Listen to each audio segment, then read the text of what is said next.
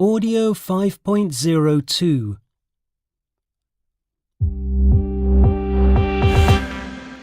Hello and welcome to Money Talk. Today we're talking about how to complain effectively when you're not satisfied with a product or service. I'm joined by Sophie Johnson, a consumer rights expert, and Joe Francis, who has worked in customer service for over 20 years. Now, I have to say that personally I'm not good at complaining, even when I receive terrible service. I might mutter something quietly to myself or to my friends, but I hardly ever actually complain to the people who work there. Well, you may be in the minority now. Recent research shows that we've stopped putting up with bad service and we're now complaining more than ever before. Really, Sophie? That's interesting. I always feel so embarrassed and uncomfortable when I make a complaint.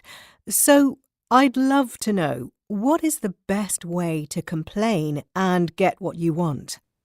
I think the most important thing is knowing exactly what you want to complain about before you pick up the phone or start writing an email.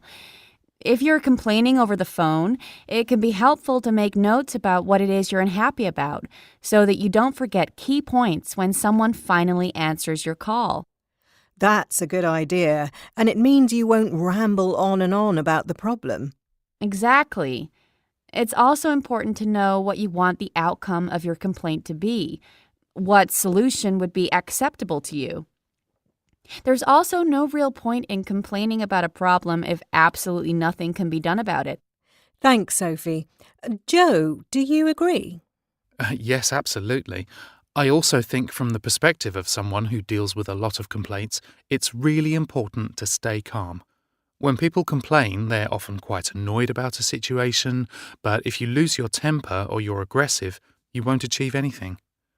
You've also got to remember not to make it personal. Most of the time, your complaint is with a company or product, and it's not the fault of the person you're talking to. They're much more likely to help if you're pleasant. Good advice. And is it better to complain in person, or write, or even use social media?